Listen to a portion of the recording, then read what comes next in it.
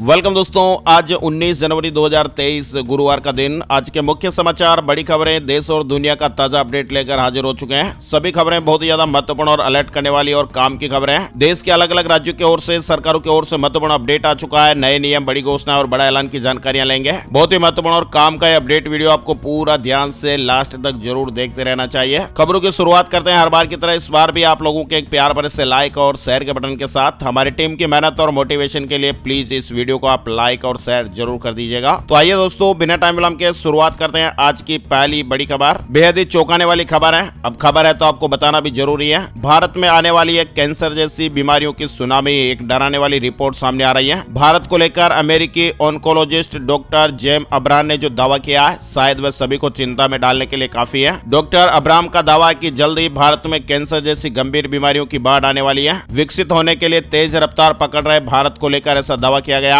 Oncologist ने इसके पीछे ग्लोबलाइजेशन, बढ़ती अर्थव्यवस्था, बूढ़ी हो रही जनसंख्या और लाइफस्टाइल में बदलाव जैसे कुछ बड़े कारण बताया है। डॉक्टर अब्राहम का कहना है कि जिस तरह से गंभीर बीमारियां भारत की ओर बढ़ रही है, इसे रोकने के लिए यह बेहद जरूरी है कि मेडिकल तकनीक को बढ़ावा दिया जाए। वहीं डॉक्टर ने कहा कि सफल कैंसर वैक्सीन इस बीमारी के अलग अलग रूपों को मात देने में काफी मददगार साबित होगी। अच्छा, इसके अलावा दोस्तों एक बड़ी खबर है। पति की मौत के बाद गोद लिया हुआ बच्चा सरकारी पेंशन का हकदार नहीं। सुप्रीम कोर्ट ने यह बड़ा फैसला सुनाया है। सुप्रीम कोर्ट ने सरकारी कर्मचारी के निधन के बाद परिवार को पेंशन देने वाले मामले में कहा है कि कर्मचारी के निधन के बाद गोद लिया गया बच्चा पेंशन का हकदार नहीं है। शीर्ष अदालत ने बॉम्बे हाईकोर्ट के आदेश को बरकरार रखते हुए अपीलकर्ता की याचिका खारिज कर दी है। सुप्रीम कोर्ट ने कहा कि एक सरकारी कर्मचारी की विधवा पत्नी द्वारा अपने पति की मृत्यु के बाद गोद लिया गया बच्चा पारिवारिक पेंशन का हकदार नहीं होगा। खेल प्रेमियों के लिए बड़ी खुशखबर आई है। न्यूजीलैंड से 4 साल बाद भारत ने जीत हासिल कर ली है। पहले वनडे में 12 रन से हराया और सीरीज में 1-0 की बढ़त हो गई है। शुभमन गिल की डबल सेंचुरी के दम पर टीम इंडिया ने 3 मैचों की वनडे सीरीज के पहले मुकाबले में न्यूजीलैंड को 12 रन से हरा दिया है। वहीं आपको बता दें, उत्तर प्रदेश से जुड़ी खबर आ रही है। खेल महाकुंभ में करीब 2,90,000 छात्र छात्राएं सांस्कृतिक कार्यक्रमों और 50,000 खिलाड़ी खेलों में हिस्सा ले रहे हैं। पीएम मोदी ने सांसद खेल महाकुंभ का उद्घाटन कर दिया है और बोले कि देश की युवा शक्ति को लाभ होगा। उत्तर प्रदेश से जुड़ी खबर है। इससे पहले मुख्यमंत्री योगी आदित्यनाथ ने आयोजन स्थल शहीद सत्यवान सिंह स्टेडियम के मंच से खिलाड़ियों और मौजूद जनसमूह को संबोधित भी किया। 3 राज्यों में चुनाव की तारीखों का ऐलान हो गया। त्रिपुरा में 16 फरवरी को, मेघालय और नागालैंड में 27 फरवरी को वोटिंग होगी। सभी के रिजल्ट 2 मार्च को आएंगे। चुनाव आयोग ने बुधवार को त्रिपुरा, मेघालय और नागालैंड के विधानसभा चुनाव की तारीखों का ऐलान कर दिया है। दिलचस्प बात यह कि तीनों राज्यों में बहुमत का आंकड़ा 31 है। इसके अलावा 6 राज्यों की 7 विधानसभा और लोकसभा सीटों पर उपचुनाव की प्रक्रिया और तारीखों की भी घोषणा हो गई है। जिन सीटों के लिए उपचुनाव की घोषणा की गई है उसमें अरुणाचल प्रदेश, झारखंड, पश्चिम बंगाल और तमिलनाडु की एक विधानसभा सीट है। साथ ही महाराष्ट्र की 2 विधानसभा सीटें शामिल है। इसके अलावा केंद्र शासित प्रदेश लक्षद्वीप की 1 लोकसभा सीट पर भी उपचुनाव की घोषणा कर दी गई है। मौसम से जुड़ा अलर्ट भी आ रहा है। आईएमडी ने अलर्ट जारी किया। दिल्ली सहित 12 राज्यों में बारिश होने का अनुमान है। हरियाणा सहित 7 राज्यों में शीतलहर, पश्चिमी विक्षोभ सक्रिय हो गया है। भारी बर्फबारी और रेड ऑरेंज अलर्ट भी जारी हो गए हैं। देश भर में लगातार मौसम में बड़े बदलाव देखने को मिल रहे हैं। उत्तर भारत के राज्य में कड़ाके की ठंड के साथ ही बर्फबारी और बारिश का पूर्वानुमान जारी हो गया है। पहाड़ी क्षेत्रों में जहां भारी बर्फबारी देखने को मिलेगी, वहीं राजधानी दिल्ली सहित उत्तर प्रदेश से बिहार, हरियाणा सहित कई मैदानी इलाकों में बारिश का पूर्वानुमान जताया गया है। दिल्ली और आसपास के मैदानी इलाकों में 22 तारीख से एक बार फिर पश्चिमी विक्षोभ का असर दिखाई देगा और 28 जनवरी तक इसका असर रहने वाला है। दिल्ली और आसपास के इलाकों में 22 जनवरी से बारिश की गतिविधियां देखने को मिलेगी। यूपी में भी बारिश और गलन की चेतावनी जारी हुई है। राजस्थान के कई क्षेत्रों में बारिश की संभावना है। 25 जनवरी तक बारिश होने की संभावनाएं जताई गई है। इसके अलावा राजस्थान के 7 जिलों में अति शीतलहर का ऑरेंज अलर्ट भी जारी हुआ है। उत्तराखंड और हिमाचल प्रदेश में बर्फबारी का पूर्वानुमान है। जम्मू कश्मीर और लद्दाख में शीतलहर जारी है। 21 जनवरी तक बारिश और बर्फबारी की चेतावनी दी गई है। इसके अलावा हिमाचल प्रदेश में 8 दिन मौसम खराब रहने को लेकर खबर है। शिमला समेत कई जिलों में भारी बारिश और बर्फबारी के आसार है। राजस्थान में बारिश और ओले का अलर्ट है। 23 और 24 जनवरी को अच्छी मावट के अनुमान भी है। चलिए आगे बढ़ते। बड़ी खबर, सरकार ट्रक ड्राइवरों के काम के घंटे तय करने के लिए कानून लाएगी। केंद्रीय मंत्री नितिन गडकरी जी ने इस तरह की बात कही है। नितिन गडकरी ने कहा कि ट्रक चालकों के काम के घंटे निर्धारित करने के लिए एक कानून लाया जाएगा और साल 2025 के समाप्त होने से पहले सड़क दुर्घटनाओं को 50% तक कम करने का प्रयास किया जा रहा है। जोशीमठ से जुड़ी बड़ी खबर आ रही है। भूकंप, मलबा और अनियोजित निर्माण क्यों दस रहा जोशीमठ? बीएचयू के प्रोफेसर ने इसकी वजह बताई है। जोशीमठ के निवासी बेबसी के आंसू रो रहे हैं। वहीं आपको बता दें, बीएचयू के प्रोफेसर बीपी सिंह ने कहा कि जोशीमठ 100 साल पहले आए भूकंप के मलबे पर बसा है। अब इसकी जमीन धंस रही है। पहाड़ों पर विकास, डैमेज कंट्रोल और जियोलॉजिकल और जियोफिजिकल अध्ययन के बाद ही किया जाना चाहिए। उत्तराखंड उत्तराखंड के जोशीमठ में आई त्रासदी के बाद से ही देश और दुनिया के वैज्ञानिक इसकी वजह और नुकसान का अनुमान लगाने में जुटे हुए हैं। जोशीमठ में 849 घरों में दरारें आ चुकी हैं। गृह मंत्री अमित शाह से सीएम पुष्कर सिंह धामी ने मुलाकात की है। कई मुद्दों पर चर्चा की गई। जम्मू कश्मीर से जुड़ी खबर है। 26 जनवरी से पहले जम्मू में किराएदारों की पहचान हो रही है। 40 मकान मालिकों के खिलाफ एफआईआर भी दर्ज की गई है। किराएदारों का विवरण नहीं देने वाले 40 मकान मालिकों के खिलाफ एफआईआर दर्ज हुई है। वायरस महामारी से जुड़े अलर्ट भी आ रहे हैं। चीन में कोरोना वायरस को काबू कर पाना नहीं है आसान, शी जिनपिंग ने कहा है। देश में अधिक दवाइयों और डॉक्टरों की जरूरत है। चीन में कोरोना महामारी खत्म होने का नाम ही नहीं ले रही है। चीनी सरकार ने बीते साल जीरो कोविड पॉलिसी में ढील दी थी और इसके बाद फिर वहां ओमिक्रॉन के सब वेरिएंट BF.7 के कई मामले सामने आ गए। हालत इतनी गंभीर हो गई है कि चीन के हॉस्पिटलों में पीड़ितों के लिए बेड तक भी नहीं मिल पा रहे हैं। चीन में कोरोना का कहर और अब लोग कह रहे हैं कि अच्छा जीवन नहीं जी सकते तो कम से कम अच्छी मौत तो मिलनी चाहिए। यानी चीन में कोरोना वायरस के कहर से हर दिन भारी संख्या में लोग अपनी जानें गंवा रहे हैं। देश और दुनिया में कोरोना का खतरा फिर भी मंडराया हुआ है। यूएस में एक हफ्ते में 44% मौतों का आंकड़ा बढ़ गया है। वहीं जापान में भी लाखों की संख्या में मामले मिल रहे हैं। आपको बता दें हमारे देश में कोरोना के बीते 24 घंटे में 128 नए मामले सामने आए हैं। भारत में कोरोना वायरस के मामलों में हल्का फुल्का उछाल देखने को मिला है। राहत की बात है लेकिन सावधानी जरूरी है। दिल्ली NCR में योलो कैब ने शुरू की सर्विस। रजिस्टर्ड ड्राइवरों को नहीं देना होगा एक भी पैसे का कमीशन। योलो कैब ने दिल्ली NCR में अपनी सर्विस की शुरुआत कर दी है और इस प्लेटफॉर्म पर ड्राइवरों से कोई भी कमीशन नहीं लिया जाएगा। चालक फ्री में इस प्लेटफॉर्म का इस्तेमाल कर सकते हैं। बाकी राज्यों में भी सर्विस शुरू करने की तैयारी में है। दिल्ली NCR में एयरटेल 5G सर्विसेज की शुरुआत हो गई है। एयरटेल ने अब दिल्ली NCR के 3 शहरों में भी अपनी फास्टेस्ट इंटरनेट सर्विस को शुरू कर दिया है। अभी केवल नोएडा, गाजियाबाद और फरीदाबाद में रहने वाले एयरटेल ग्राहकों को 5G सर्विस का लाभ मिल पाएगा। आगे बढ़ते दोस्तों, इस बड़ी खबर को जानने से पहले हम सभी बोलेंगे भारत माता की जय, क्योंकि दोस्तों एक फैक्ट्री में आग लग गई और फायरमैन ने छत से तिरंगे को उतारा और कहा कि देश का गौरव लपटों में था और मेरी जान बड़ी चीज नहीं। दरअसल हरियाणा के पानीपत जिले के दमकल विभाग में तैनात फायरमैन सुनील महला ने तिरंगे के लिए अपनी जान की बाजी लगा दी। पानीपत में एक स्पिनिंग मिल में आग लग गई और आग के बीच मिल के मेन गेट की छत पर एक तिरंगा लहरा रहा था और जैसे ही सुनील की नजर इस तिरंगे पर पड़ी, वह अपनी जान की परवाह किए बिना छत पर चढ़ गए और कुछ ही देर में तिरंगा सुरक्षित तरीके से उतार दिया।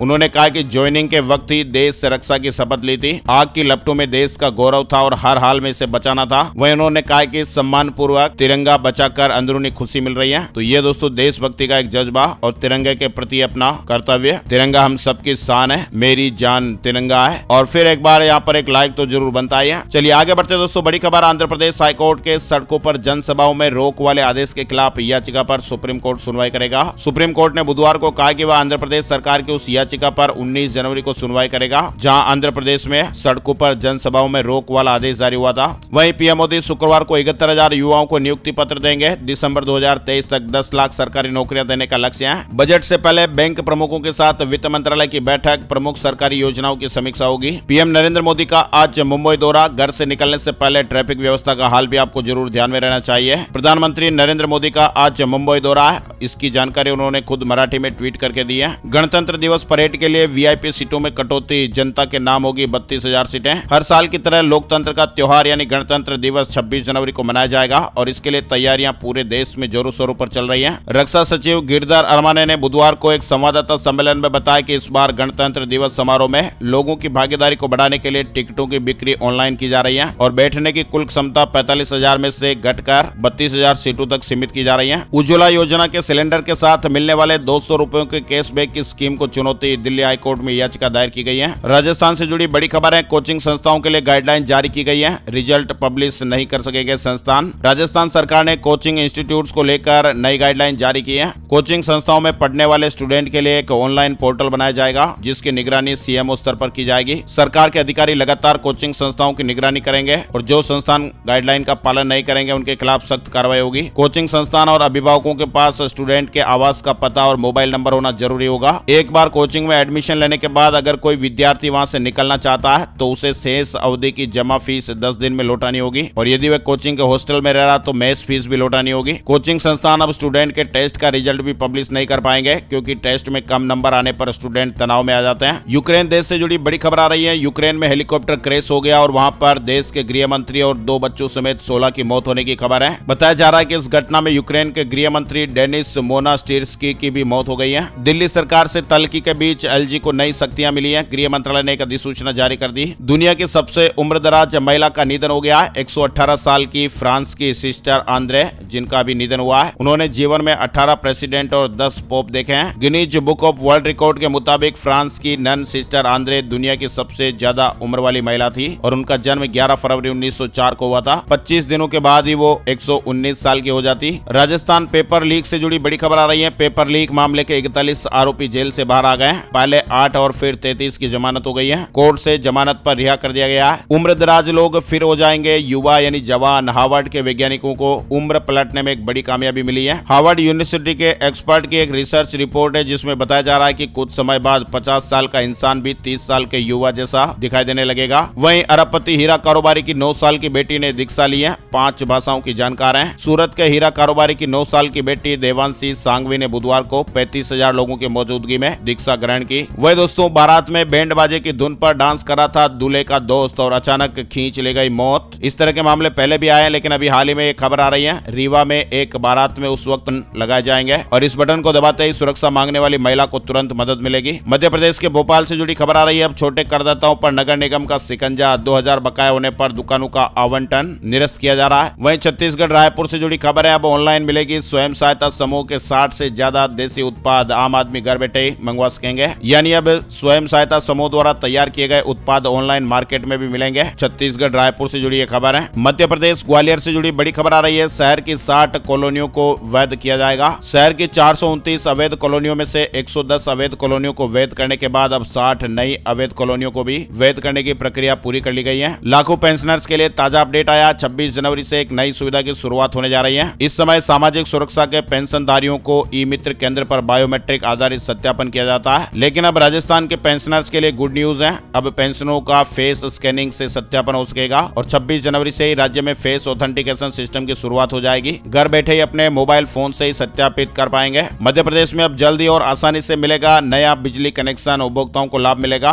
मध्य प्रदेश सरकार ने परेशानी दूर करने के लिए एक नई व्यवस्था शुरू की है। ऊर्जस पोर्टल पर नवीन प्रक्रिया निर्धारित की गई है। वहीं मध्य प्रदेश से जुड़ी खबर ही है। सिंगरौली में 25,000 से अधिक लोगों को भूखंड मिलेंगे। 6 लाख से अधिक किसान भाइयों के बैंक खाते में राशि आएगी। मुख्यमंत्री शिवराज सिंह चौहान 22 जनवरी को सिंगरौली में मुख्यमंत्री आवासीय भू अधिकार योजना के अंतर्गत 25,412 जरूरतमंद हितग्राहियों को आवास के लिए एक साथ निःशुल्क भूखंड आवंटित करेंगे। इसके अलावा मुख्यमंत्री सिंगरौली से ही रीवा संभाग के सिंगरौली सहित सीधी, सतना और रीवा जिले के 6,78,408 किसान भाइयों के बैंक खातों में भी राशि भेजेंगे। बड़ी खबर है। नोएडा में बनेगा देश का सबसे बड़ा हेलीपोर्ट। निर्माण के लिए कंपनी ने आवेदन किया है। सीएम योगी के निर्देश पर 30 जेलों में सीसीटीवी कैमरे लगाए गए हैं। कैदियों पर पैनी नजर रखी जाएगी। वहीं मुख्यमंत्री नीतीश कुमार 21 जनवरी को गया आएंगे। बोध गया और बांके बाजार में कड़ी सुरक्षा रहेगी। हिमाचल प्रदेश से जुड़ी खबर है। 1 लाख रोजगार और महिलाओं को मासिक 1500 रुपए देने की तैयारी शुरू हो गई है। हिमाचल प्रदेश में 18 से लेकर 60 साल की महिलाओं को हर महीने 1500 रुपए देने और 1 लाख रोजगार के अवसर पैदा करने की घोषणाओं को पूरा करने के लिए बनाई गई कैबिनेट सब कमेटियों को अधिसूचित कर दिया गया है। दोनों कमेटियां 1 महीने के भीतर कैबिनेट को अपनी रिपोर्ट पेश करेंगी। सोने चांदी के रेट से जुड़ा बड़ा अपडेट आ चुका है। बुधवार सुबह सोने का भाव 56,605 रुपए प्रति 10 ग्राम पर रहा। वहीं चांदी का भाव 68,661 रुपए प्रति किलोग्राम पर रहा। मतलब कि सोने का भाव सस्ता हुआ है, वहीं चांदी के दाम स्थिर रहे हैं। बात कर लेते हैं वेदर न्यूज एंड एनालिसिस। संपूर्ण भारत का आज 19 जनवरी 2023 का मौसम पूर्वानुमान। मौसम की जानकारी का ताजा अपडेट आ गया है। स्काईमेट वेदर अपडेट के मुताबिक अगले 24 घंटों के दौरान हरियाणा और राजस्थान के कुछ इलाकों में शीतलहर से लेकर गंभीर शीतलहर की स्थितियां बन सकती हैं। वहीं दिल्ली, पंजाब, उत्तर प्रदेश और मध्य प्रदेश के कुछ इलाकों में शीतलहर चल सकती है। वहीं उत्तर पश्चिम, मध्य और पूर्वी भारत के अधिकांश हिस्सों में हवा की दिशा में बदलाव और पश्चिमी विक्षोभ के करीब आने के कारण अब तापमान बढ़ना शुरू हो जाएगा। मतलब कि अब शीतलहर से कुछ राहत मिलेगी, लेकिन बारिश की गतिविधियां भी बढ़ सकती हैं। तो दोस्तों, आज के मुख्य समाचार अपडेट में फिलहाल बस इतनी खबरें।